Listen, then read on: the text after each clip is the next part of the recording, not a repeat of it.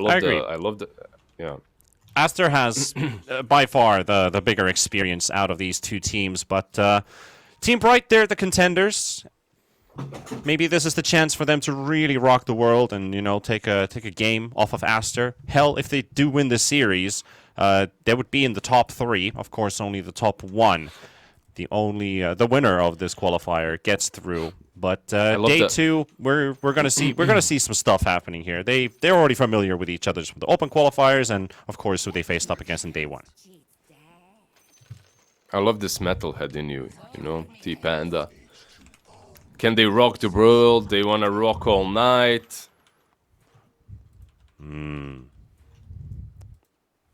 Morphling. I can see it.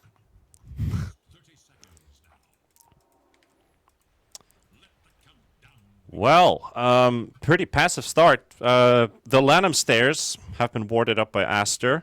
Bright, they've only put their wards down onto the right side of the river. No jungle wards for either team. I feel like they feel like this is a bit of the Chinese meta at the moment, because every single time the wards are only put down in mid. We don't see any jungle cliff wards, any courier sniping wards, nothing like that. It's like the other regions only prioritize that type of vision. Can you hear me better now? No. Now I can't hear you. Nice. Wait. He's muted me on purpose. I don't know what's going on here, but... I'm as close to the microphone as I can be, Mr. Panda. So hopefully you can hear me. I'll just have to put you louder, you know? Yeah. I'm just gonna have to yell in my ear, but I love to hear you yell in my ear, Lizard. Alright, well, I mean, already looking at the mid lane, Phoenix did get pushed under the tower with a skewer. He's lost half of his HP before a single creep has even died in the mid lane. Yeah, it's like one of those things that you have to worry about versus Magnus and versus Earth Spirit, right? Like, when you're playing versus these two, just make sure that you don't get kicked or pulled under the tower. Like, that's the way they kill you. Yeah, self-defense. Don't let them kick you. Yeah. That's the only way they more or less the only way anyone dies. These bulky boys are, I mean, you know, you see two guys on mid lane going in, another one, by the way, gets pulled again. Yeah, at least for the positive side about most of these mid heroes is they usually have some kind of escape mechanism or ability built in. So he's got the onslaught that you can always get out, but you're still going to take a couple hits from the tower nevertheless. Yeah, that escape mechanism is called having 1000 HP. Most of our mid laners right now. They're just way too big. Even if you put them under the tower, you're not gonna kill them. If you do that like 2 or 3 times, then maybe it will happen. Yeah, it depends how many times you're gonna get to repeat that. Echo has already had twice the success versus Phoenix. And he's also feeling the advantage. And here we go again. Number 3, Primal Beast this time, not under the tower. Onslaught's back in. Finally has a point in trample, so at least he can trade back with the Magnus. And, you know, a very fun interaction when it comes to Magnus versus Primal Beast. You pop trample just before you see the skewer go off, and suddenly Magnus has lost like half of his HP by the time the skewer ends. I mean, hopefully Phoenix gets pulled under again. I don't see Magnus losing any HP. I see Phoenix getting really low. But he's still way too big. This is like, can we nerf all of these? Like, look at this. On bottom lane, there's some Morphling. He's tanky as well, but at least they managed to kill him. Can we get these boys, offlane boys, out of my mid lane, please? Can we get normal heroes like Queen of Pain, Lina, SF? You know, I want to see these guys on the mid lane. To be honest, I actually would like to see a Shadow Fiend for once. It's been too long. But which Shadow Fiend would you like to see? The Mechanism Shadow Fiends? A new one. I want a new Dagon Shadow Fiend. Yeah, Dagon Shadow Fiend. Damn, exactly, this guy's cooking. Exactly. No one is building Dagon anyway. So combine the hero that only one. I mean, yeah. I get your point. Like, even Nyx Assassin, I guess. I guess it's okay on him, but even that feels bad. There was there was one of the games in the open qualifiers I was watching. There was a TB versus Nyx Assassin. That was not the carry matchup, but that was basically the storyline of the game. You remember our good old friend Lil Pleb? Yep. Yeah, Lil Pleb playing TB, and the opponent's team has a Nyx Assassin, and he died 4 times in the jungle because Nyx showed up. And Nyx was like, well, I mean, I'm killing him this much. I might as well just start maxing out Dagon. And he did. Did he win? Yes, he did. Oh, good for him. What usually happens is you max out at Dagon, you feel so good about it, and then you have no mobility and no saving mechanisms, so you just die every time you enter a jungle. But yeah, sometimes it to works. His name of an ass assassin. But then again, back into this game where we've only had 1 kill happen so far. Shadow Demon also dropping fairly low in top, and also another fight in bottom. Phoenix is not going to die to the blood grenade as he got under the safety of his tower, and now Muerta's being chased up by the Weaver, but won't be diving under the tower, being Frisk. Just making space for his Spirit Breaker to get some safe farm. He's already level 3. You can start looking at potential rotations moving in inside the next minute towards the mid lane as the action rune, the coveted action rune. Oh, we have just jumped onto desktop, but we are back in action, baby. We're back to Dota. Nothing to see there. Yeah, I don't know if you want to be rotating so much with the Weaver. The hero that should rotate in this game is Shadow Demon, probably Imitator. Like this Tide Hunter on top lane, first, I think he could have done a bit better so far, but he's still doing quite alright. Second, I don't think he needs a lot of help. So, yeah, Shadow Demon is mid now. I think it's still the right decision, even though Tide Irving's is dying in top lane, though. He's just a couple hits away from falling, and that is going to be a certainty of, you know, the relentless chase from these two. What can a Tide Hunter do except just try to waltz away?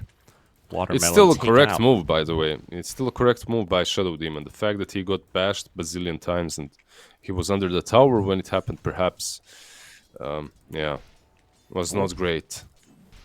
Nice attempt on a dead shot there, and Imitator able to pick up the Arcane Rune as Phoenix was going in for the deny. But that Arcane has been secured. However, it's on a support, so no bottle refills here. Phoenix, who is making a move towards bottom, well, at least it feels like he was making a move. He's just stuck farming the jungle for the time being. I don't think they see any proper kill opportunities happening. It was for the bounty rune. Like he moved in for the bounty, but it got stolen from him. Like one of the nice things of having a Weaver, like this side lane is always, do I want to go for the Lotus? Do I want to go for the bounty? That's a lot of bashes, to be honest. Irving might have lost a bit more HP than he signed up for. Yeah, I don't think he should be dying. Like here versus Phoenix with no Sunray and Void. This lane, He just died, Lizard. I know. That's why I'm saying. I don't think he should be dying. This lane should be Yeah. a bit easier for him. I'm not Ooh, sure. I'm Is it dying. the lack of boots and just like the max of just going for Meteor Hammer. I mean, if you have no boots and you're under a tier 1, I guess you will die. They will run you down. There's a lot of small things happening around the map, like Wright was just able to pick up the double Wisdom runes. You had Muerta versus Weaver, so you just dead shot the hero out of the way, steal the Wisdom rune. One fact why I really like the Muerta in the early game is that long range crowd control that allows you to just contest for a pretty important objective, which is the Wisdom rune at 7 and 14 minutes, especially at 7 minutes. Do you like her late game as well, or is it just early game that you like her?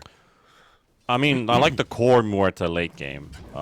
It looks pretty fun to play, because the damage you dish out on Agi heroes is pretty ridiculous. But Irving here in the top lane is going to be surrounded by 3 enemies from Aster, and they're looking to kill this Tide Hunter. It's taking some time, and they have to use the Chrono for it. Oh, they got a Shadow Demon, so that's an extra on top of it. So it's not just 1 kill, maybe it's 2. The bubble will come out, but the slows from the Icarus Dive is there, and Frisk will be there to help out. Secure those extra right clicks, even if the Faceless Void can't take part in action. So Aster up to 4 kills now. They're up 4 kills. They scout out the stacks as well. So Magnus could rotate in probably with Phoenix, or maybe even Weaver plus Phoenix could do it. It's a nice chunk, like 3 stacks of Ancients, 3 stacks of Hard Camp. They've dominated top way too hard. I feel like you last pick Tidehunter here just to win the lane. Not just to win the lane. The hero is overall good, but he's really good in the lane as well versus Void. And now this happens. I guess you can still look at the bright side of getting that shard. Like, you're gonna have that in the water eventually, and it's still gonna be good versus... No, I mean... I wasn't going for any pun. I really just think it's good versus Void. And Weaver. I like that, you know, the bright side for Team Bright. Wow. I mean, you know how it is. You see a name, you see a word, and then your mind has it subconsciously. You use it.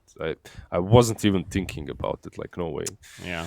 Also, a good point out from our observer mentioning that Phoenix not playing Phoenix. You know, SMH. It's always like that with them. There was even Team Phoenix. Phoenix playing Phoenix on Team Phoenix. Of course. They had to. But hey, remember the good old North American team of Sand King Gomez, and they never picked Sand King. Yeah, Sand King Gomez was a good one. Apparently, it's because of the way Sand King. When Sand King says Sand King cometh, yep, they would hear. You know how you sometimes mishear things. Morphling bottom. Well, good old misheard lyrics. Morphling just getting perma bashed here. Barely gets off the waveform. It's a 4 versus 2 scenario with the Shadow Demon bubbling himself. Might have been a misclick there. Probably wasn't intending to do that, but he's trying to teleport away. He's able to do so. Aster opens up the bottom lane, takes that tier 1 tower, and Void back to farming in top. He's got Chrono ready, so I think Aster could maybe even utilize this Faceless Void for a potential kill. If he just gets the backup he needs, Frisk's already on his way. He needs Phoenix more. Is slowly moving towards. And there we go. He's going to be jumping onto Imitator. Irving trying to finish off the tower. Tower still glyphed up. There we go. Nice bubble with the Chrono. Tidehunter's still going to go down, nevertheless. Irving won't be able to pop even a defensive Ravage with that Sunray ticking. And Aster up to 6 kills, and Bright still hasn't responded. It's just a copper 0. Bright, you know, I woke up 10 minutes ago. I feel like Bright, they didn't have the best night's sleep. I've seen better things from them, you know, like back in the past, especially from Irving. Like, this guy has been even picked up by, like, in the past. Can't remember. I think he played for one tier 1 team. He also stood in a couple of times as well. Mm-hmm. He had some better performances. Like, some games you can kind of blame it on a player or a play style. So far, I don't think Shadow Demon moving out of top lane still it was a bad thing, but the lane just collapsed afterwards. Like, it didn't feel good. Like, usually with Tidehunter versus Void matchup, you get a 4 that can rotate just exactly because of that. You get something that roams around. He doesn't need help. But yeah, it didn't work out for them. At least the signal right now for Team Bright is they're gonna need some help from somewhere. Is it gonna be the Morphling that shows up to the pedestal, or, you know, you talked about Irving during the draft that everybody should know him by now, at least the people watching the Chinese region, that he's capable of making some good plays. And they might just be needing that because himself is right now being focused under the tower. They got a charge coming in, and the Ravage popped up as well. The Supernova, can they destroy the egg? No, they can't. Imitator even walks in. He explodes under the power of the sun. Undyne is going to be moving out. Phoenix also attempting to disengage, but here comes the Morphling. Trying to get something done, but he's just pondering there. Phoenix, though, trying to fight back against Echo and also against the Spirit Breaker, but he's running out of tools, and he will also drop 4 heroes down from Bright, and it's a 10-0 game right now. Yeah, Nothing. This isn't looking great. This isn't working for them. Even Morphling moved in. I mean, at least he didn't die, you know. Look at the bright side. There you go. There you have that pun. At least the Morphling is still alive. There we go. This time I consciously thought about it there. It's different. It's a fitting moment for it, Lizard. I mean, I hope they don't have many more of these fitting moments, or the game is gonna end in 5 minutes. So far, nothing is working out for them.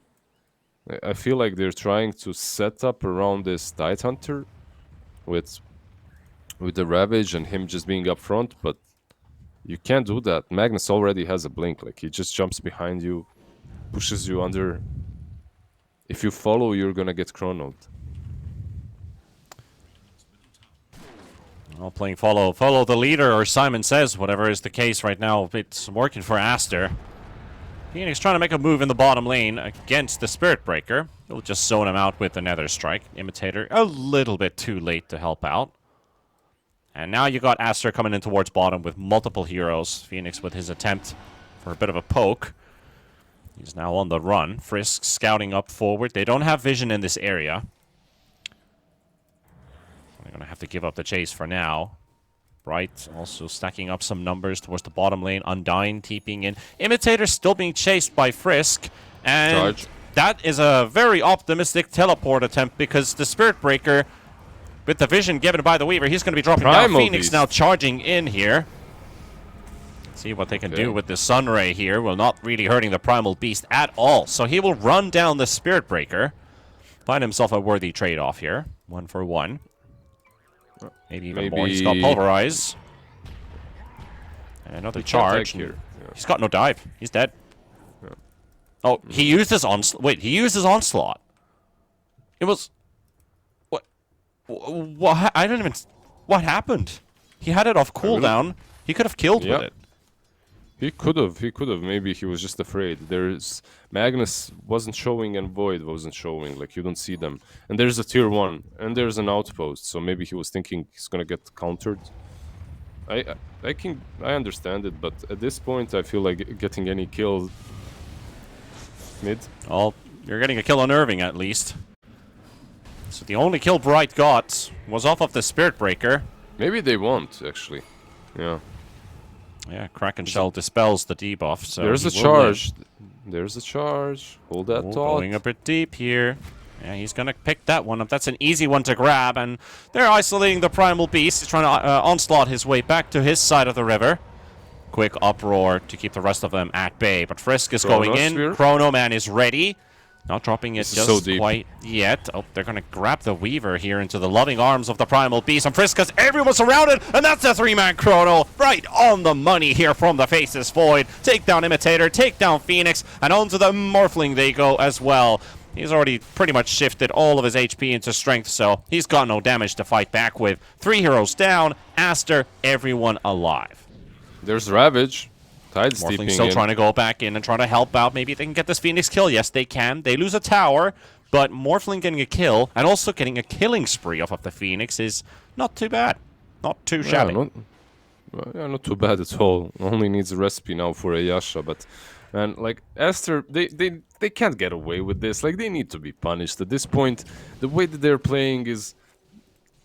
I guess you're 8k ahead 17 minutes in, so you can afford it, but that was so cocky. Like, they go way too deep, and they only have 1 ulti. No egg, no RP. They only have Chrono, but that Chrono catches 3, you know, or 4 even. It's ridiculous. Like, I really felt that Team Bright should have countered them under the tier 2. That fight should have went a bit better for Team Bright. Look at top. Maybe it is going to go a bit better for Bright here.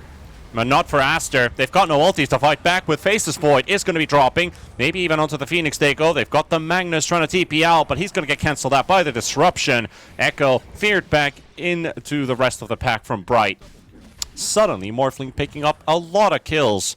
Now he's got more than just the Yasha recipe coming up, as he's starting to feel a bit rich, you know. Internship paying off. You got yourself a job. You got some extra money in your pocket.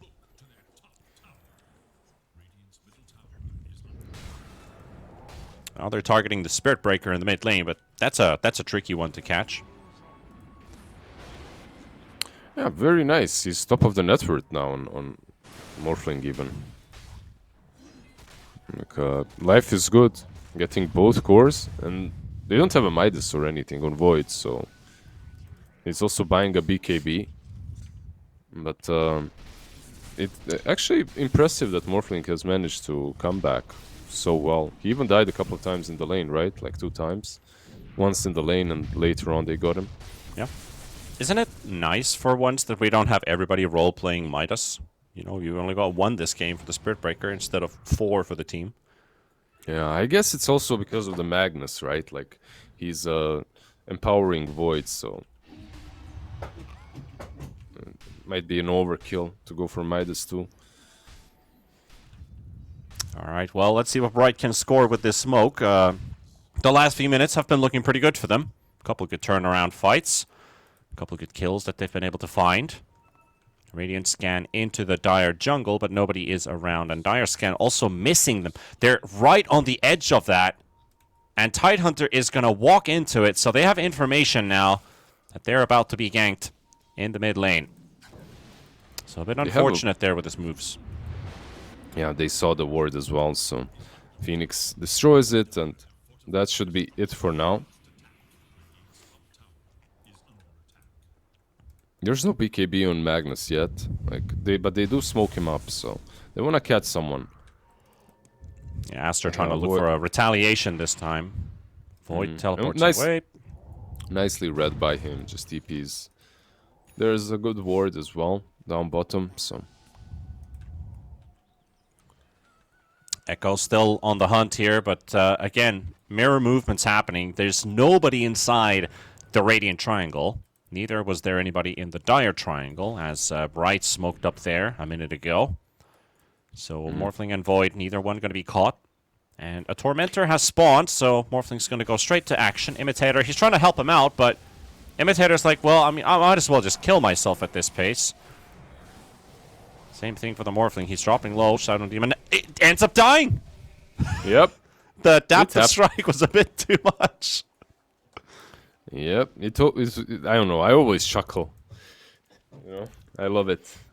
The best addition from Tormentors for me, it's hold that thought, bottom lane charge in on Phoenix. Well, they're going definitely deep onto the Primal Beast here, so easy pick off there. But yeah, back to Tormentors. Yeah, one of the best additions when it comes to Tormentor is seeing supports die.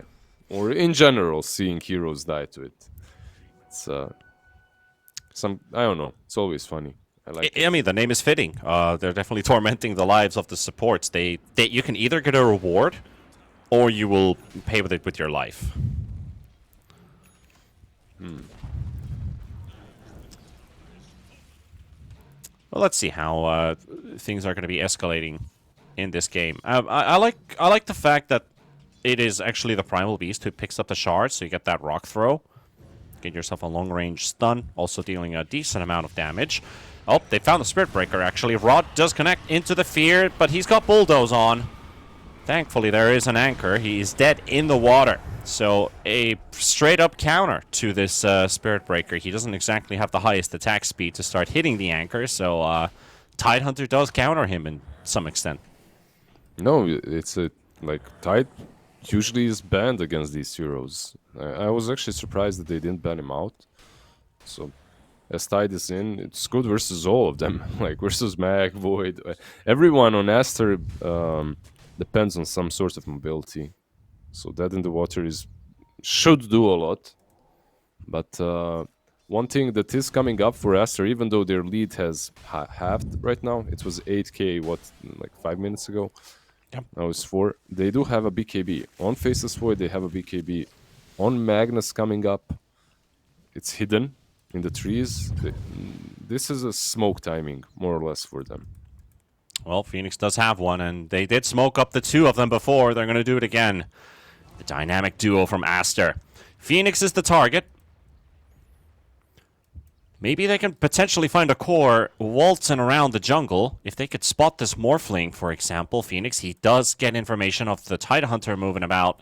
And it looks like the whole team is also here. So that's a good ward placement. They see behind the back lines. Frisk already throwing in the Crab Orchestra, but it doesn't catch onto Echo. Sorry, Echo, that's his friend. But Phoenix will get hit by the RP, and there's the Ravage turnaround coming out, and Void will instantly drop the Chrono atop as well. There's a Disruption save coming out. Irving, he's dropping pretty low. Supernova also on the back. They can't hit the egg, and they're focusing on the fight.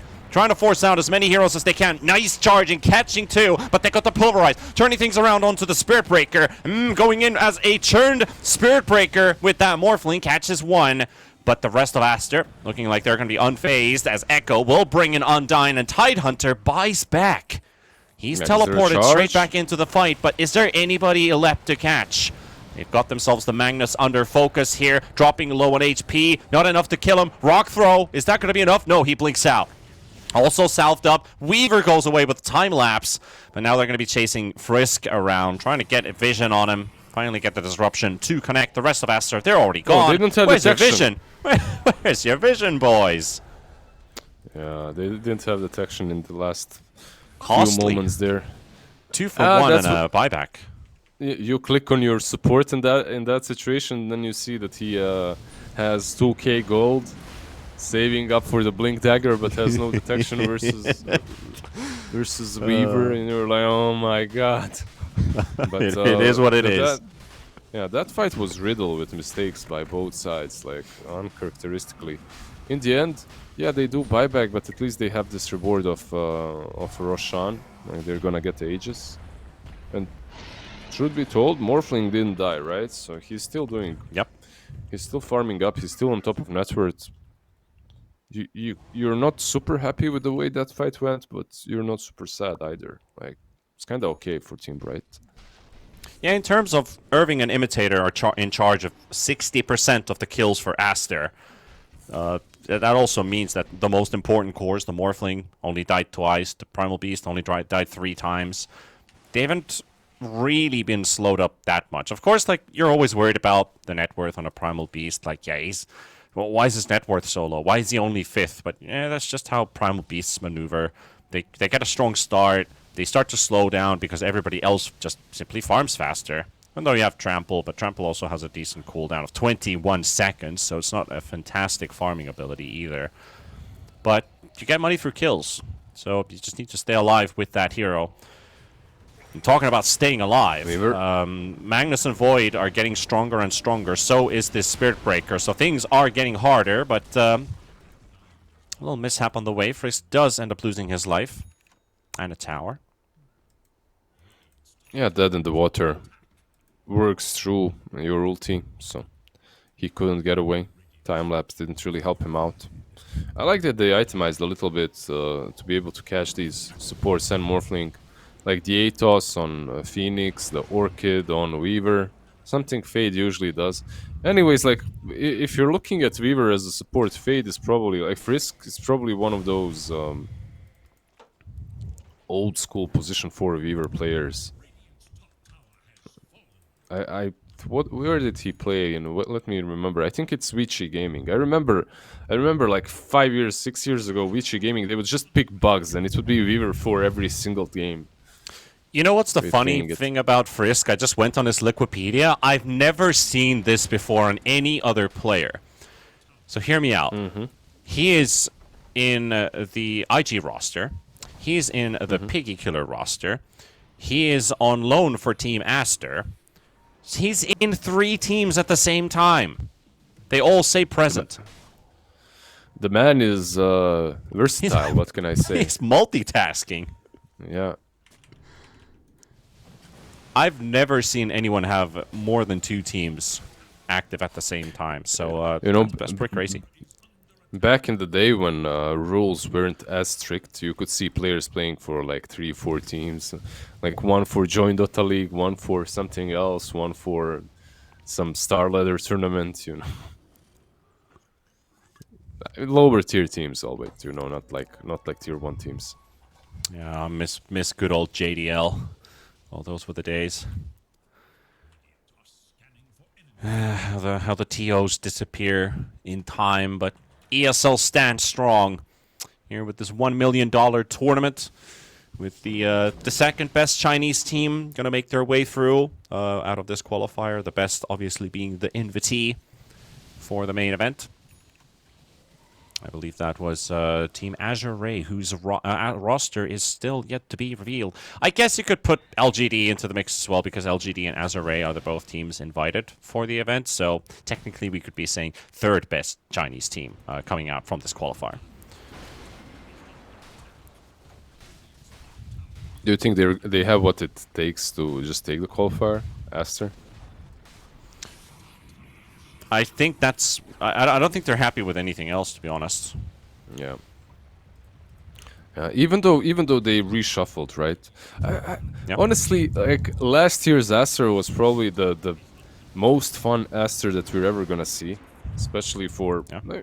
I think for West and for East. Let's see what happens here in bottom. The Harpoon play going to be grabbing the Primal Beast onto the high ground, into the Sunray. Aster got themselves the opener for the fight, and it's taken a time for killing them, but they've got themselves the Chrono. They've got two heroes connected inside, but Irving coming around with a Ravage play. They will lose the Aegis, and Aster already forcing out one buyback. That's the Phoenix. He never got to use his Supernova, and there goes the Morphling. Another RP placed down onto the ground, and what a kill it is for Aster to take down the Morphling, and that buyback pays off. And now they're trying to get out. Phoenix teleports away inside the trees, and they end up losing two heroes, but it is a buyback forced off of the Phoenix. Yeah, I don't think you care that much if you're Aster that your Phoenix bought back. Obviously, you care in a way that you might lose him and then he might be dead for a prolonged period of time. But it was a little bit of a mistake. He though win the same time Void went in for the Chrono and he got caught in the Chrono, so he dies. But overall, your job is done. You defended, you took the Aegis, and you killed the Morphling. Nice defense. Yeah, good usage of spells. You got that very early Chrono for damage output on a couple of heroes. You got rid of the Aegis, and then you get a Skewer play to push the Morphling into the base. Then you still had RP. So Irving, he tried to intervene with the Ravage, which I felt like that was the right move to give a fighting chance for Bright. But it kind of overlapped with the Chrono, so it only delayed Aster's damage output when they weren't able to dish back anything themselves. And I think damage really is a bit of an issue on the side of Bright, because the main source of damage is the Morphling, and you've got great solo target stuns to keep the Morphling busy. So how far can a Tidehunter Primal Beast really bring in the deeps? I don't think that's like it's a fair assessment, I suppose. I think, but if you morph into Spirit Breaker, you get that bulldoze. Like you shouldn't be controlled that much, and Morphling is a beast when it comes to damage. Remember, he's still quite high in the net worth charts. He's got his Silver Edge, getting Satanic next. But you got no backup. It's all about him. Okay. There's Primal, there's Tide. It's not too bad. Irving, is there a Tide? That's the They're question. trying to make a play on him, but the Harpoon pops the Lincolns, and there goes your Tidehunter. They do use the Supernova for it, but it's not the first time they use spells on just singular targets quickly as soon as they can. Oh, they got the Morta controlled, and an RP used for the Primal Beast. Nice read there from Echo, and Undyne still surviving. Coming in from the side with the Morphling and get that damage in, and he wants to clean out house. He's got one. Can he get another? Frisk able to use the time lapse. A charge going onto the backline, onto the Morta. That's going to be the Morta down. Shadow Demon and Primal Beast still patrolling the area and able to force Aster out. Aster losing again the Phoenix in this fight, but he did pop the Supernova, basically used everything that he could, and they were able to get something with it. Well, you could see even in this fight, which started off really badly for them, they lost their offlaner, they weren't really all together. Morphling managed to dish out like some insane amount of damage just by coming from the back. If he's able to hit, if they're unable to control him, I do believe that he can be that 1-4 protect 1 carry that wins you the game. But easier said than done. Easier said than done, indeed. At least on the positive side, all the spells were used on everybody else, so Morphling had some free reign. And I think that's the best case scenario for Bright, because then you do get that damage output uninterrupted. And Aster has to pay attention to that as well, that they can't leave this Morphling undressed. Or unaddressed. Or like unaddressed. Did you say you wanted to undress the Morphling? No, I said they don't want to leave the Morphling undressed, is what I said. He isn't wearing much. He isn't wearing much already. Exactly. Roche ain't home. 1 more minute. They're just checking the pit quickly if he's returned. And Bright's actually going to walk into Aster here. Frisk has to be careful. He's got the vision advantage, so he should be able to quickly get out of there as these smokes are popping. He wants to go in with the Crab Orchestra. Has Irving busy. Echo pushes in Muerta. Muerta does have the Yules by some time. Phoenix doing a lot of damage here with this Primal Beast on top of Frisk, but Frisk is still on the move. Faces Void, has the Chrono, but he got nobody to target. He popped his BKB to find someone and finally gets onto the Morphling. Morphling in trouble and might just die inside. Irving coming in with the save. Imitator has the bubble on top as well. The RP though. Morphling still surviving for the time being. How long can he live? He's not dying at all. They've run out of damage. And this is the time for Bright to shine, and it really shines bright as they get that Faceless Void out of the way and towards the Roche pit. Roche is going to be home in 10 seconds, but holy, 2 good saves, Irving's Ravage, and the disruption coming out from Imitator, keeping the Morphling alive, Lizard. Yep, like, suddenly the Morphling doesn't look that bad, does he? Like, he initiates from the back, the Silver Edge jumps on top of the Phoenix. Like, Phoenix just dies in the same second. Like, the whole fight was a bit of a mess for Aster, because they weren't all there. Like, Spirit Breaker was on the other side charging in too. Like you said, Faceless Void, the full duration of BKB, just running left and forth, trying to figure out who to go on. And I don't know why, but this wasn't happening before, and this is how the fight should usually go. If you're playing Shadow Demon into Void, Void chronos someone, you save him, and then the fight proceeds afterwards. You know, that's why you have the disruption. But unfortunately for Bright, so far it didn't. It wasn't that way, but at least it is now, and they're gonna be given a cheese and an Aegis to work with for the next fight. Yeah, they're pretty happy with securing the Aegis and the cheese, and also a successful team fight. But Aster, that net worth difference hasn't really shifted in any direction. It's still 9,000 for Aster. But this Morphling continues to get stronger and stronger. He's got a butterfly soon. Yeah, not only the Morphling, right? It's all these little items that they're getting on other heroes. Like, you're gonna have an Axe on Shadow Demon soonish. But most importantly, you have this Hex on Tide. I think that's a big item, especially when you're playing versus someone like a Void or a Weaver. Yeah, that Hex is pretty nice. Also love it that it's the Tidehunter that builds it, because, you know, who else is going to grab it? You could potentially get one of the Primal Beasts, but he's got more items that he needs to focus on right now. You've already said the Axe is coming up on the Shadow Demon. But Muerta's like, guys, I want to help you out with damage a bit. This Gleipnir is going to help me keep the Spirit Breaker on the spot, so the Weaver. But you also get a bit of extra damage. Undyne can slowly start turning into this pseudo-core scaling, while in the top lane, Spirit Breaker being chased up, and a Ravage does connect, but it barely does anything. That's 70% status resistance from the Bulldoze. He's completely fine. Yeah, Irving, he's had some moments this game. Let's put it that way. And with them not having a Ravage, they still have Aegis cheese, so you probably don't want to fight. There we go. Okay, he does get the disruption off. The Harpoon play comes out. They wanted to quickly snipe someone, maybe even kill someone with the RP. They had both heroes empowered, but good reaction there with the disruption. I thought maybe he was charging Phoenix top, but he didn't have vision. I love how Phoenix actually dives out just because he saw the same trajectory. It looked like it was on him. And now that same Phoenix has Refresher Orb. So the next fight could be a bit more interesting. The only problem is, even with the Refresher Orb and Atos, if Morphling gets on top of you, you will die in the same second.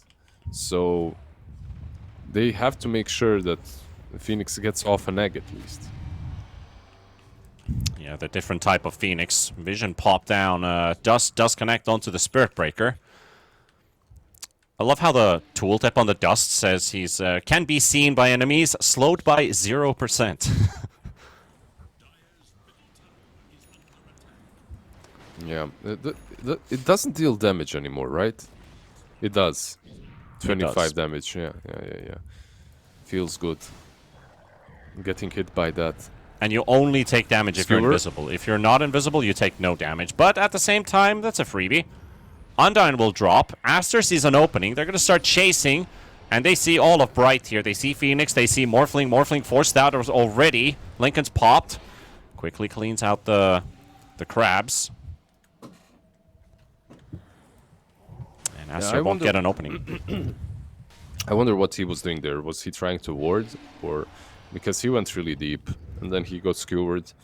Like, some of these plays, you know, you have Aegis, you have Cheese, you put yourself in a position in which perhaps you can push, perhaps you can take an objective, and then this random death happens. Well, talk about random deaths. Aster, Frisk is the one to get caught by the Pulverize, and an RP onto 2 big targets. They're all clumped up right now. Phoenix is about to fall. Morphling is low. Magnus down half HP. Pops his BKB. They got the stun from the Supernova connecting onto the Morphling, but at the same time, Imitator is going to be falling on the other side of the fight. 2 heroes down from Bright. And Chrono is up, and he's looking, and he's going to get hexed up. Faces Void. Needs some help. Give this guy something, but he is gone. Double kill for the Morphling. Faces Void making a huge mistake. And Erica, oh boy. Did he forget about the hex? It seems like he did. Yeah. I'm not sure if he forgot about the hex or he thought that they're not gonna be able to stop the Spirit Breaker. But that charge was good enough. Well, they got the dust now. He is definitely slowed up, but Bulldoze move away. Yeah, there's still one creep. There's still one creep, so... Ah, it's dead now. Never mind. Yeah. There's no backdoor, though. He can go in. The creep came far enough. Quick hex up onto the Morphling by Frisk, but he's still going to continue doing work. And they should be able to get this tier 3 tower. There's no glyph. They're going to get the glyph now for the melee racks, but backdoor has returned. Top lane is also very close to the base. It just needs to get a little bit further. There's 2 catapults holding them in place. Aegis has also been reclaimed now on the Morphling. Frisk. Ready with the hex. 20 seconds for the Faceless Void. Glyph used. Echo. Ready to push somebody out of the way. There we go. Morphling has been caught. Has been starting to take some damage here, but they weren't able to get anything out in time. The hex already runs out. And Supernova is just wasted at this point. Spirit Breaker also charging onto the side. Imitator does break the Lincolns. Echo does see an opening to bring the Shadow Demon into the base so they can clean out the support out of the way. And Aster... they're able to hold their base for a little bit longer without any extra buildings falling with that kill. Yeah, that really felt like a high-risk play, going in with Magnus and just using the egg on Morphling, but it's one of those plays that, okay, it might not work, you might not kill Morphling, but he's not going to take objectives. And you're buying those extra 15 seconds for Faceless Void to come back into the fight. Sometimes like you lose those heroes and you can even lose the side afterwards, but it's fine. They had a buyback on Magnus, so yeah. But overall, this game is riddled by mistakes. I hope you see this. You see it the same way, right? Like from both teams. Yeah, the early morning shakes definitely on both sides. But at least one thing about the Phoenix, not the Primal Beast Phoenix, is that they're not afraid to use the Supernova. So they're pretty happily just popping it on any single pickoff that they can find, preventing Bright from retaliating. Yeah, like this hero can sometimes be... it's funny, right? Sometimes you don't want to use the egg because you see the kill is coming your way anyway. But if they're trying to fight you afterwards, having that egg there can use as a repellent. You know, you go for a kill, you use the egg on top of a target. It's like a repellent. They don't really want to engage. They do want to engage, though. Bright is looking for a fight. Supernova's already come back off cooldown, and they're going straight for the Phoenix. He will die during the Hex. That's an easy kill. Just 7 armor. That's pretty much all removed by a single gush from a Tidehunter. So he will drop very fast to the right-click damage. Aster down by hero. He does have buyback again. Let's see what Bright wants to do. They're in a pretty good position considering it's still an 11k lead for Aster. Money doesn't seem to matter at all this game. Probably mainly because of the mistakes. Yeah, like you get an advantage and then you get hexed. Doesn't matter how much gold you have. If you're stunned or hexed, you know, still gonna be killed. You can even see that Weaver is the one defending. Faceless Void is standing far back. They can't. They don't have a read on Team Bright right now. They don't understand what's going on. They're just waiting for Phoenix chilling. Phoenix, that is. Phoenix, yeah. All right. Let's see what actually comes out of this game. We're still rolling game number 1 of Aster versus Bright, also on our secondary channel, ESL Dota2. I think it's the Mango channel. We are here on the Tango channel. We've got the other Chinese game, Invictus Gaming versus Team Zero, going on. So you might be interested in how does IG do in the qualifier. You might as well check there. But we're watching Aster and Team Bright. It could, if you look at speculation, be Aster versus Invictus Gaming in the upper bracket finals. But Team Bright right now is on the verge of, upsetting Aster for the first time. They got invited to the qualifier. They beat Ignite 2-0. And now they could lose game 1 versus Bright. But let's see. This game is still completely open. It's still wide open. Yeah, this should be a smoke, yeah. They smoke up. They anticipate that Roshan will go top during night. Meanwhile, Aster, they're already ready, right? Like, they're set up in the position. It all comes down to the first initiation. Irving, it's his time to shine. Let's go. Let's see. Oh! Irving is really deep in. And there we go. Echo goes for the play. They got the Morphling. He's hexed up. The Supernova in the back as well. Pops his BKB into the Chrono. He won't be able to get anywhere. They just need a little bit more damage. But the save Imitator will sacrifice himself to help the Morphling out. He will still look to die. Just comboed up Irving a little bit too late with the Ravage. And Morphling coming in with the buyback too. Aster on the chase right now. Irving will maybe fall. Aeon Disc will pop. Gets the cheese out in time thanks to it. But with this Morphling buying back, Aster, they're just looking to disengage, get the hell out of there. For the time being, they have. Then again, if they can kill this Morphling, that could just be game over. Phoenix scouting out in the front. They're going straight to the Roche pit. They need a second life from Morphling desperately. They're going to go into the pit. Crab Orchestra flying in for the vision. They see everybody right now, and Irving almost gets the play out there, but Echo gets hexed up, and here comes the Morphling! Huge charge in! Echo will die. He'll coming in with the buyback, teleporting onto the outpost. At the same time, Faceless Void, he's broken on the spot. He's got an anchor stuck on his foot. He ain't going anywhere. And Erica down, and Weaver, he's about to drop as well. He's about to scout it out. Does have the time lapse. Imitator catches him. Phoenix goes onto Echo, and Aster, they've got 2 heroes dead that will not be able to come back as Magnus. That's a dieback for Echo, and Morphling's buyback pays off in the end, Lizard. Yeah, that's a very brave choice from Aster to stick around after Morphling bought back.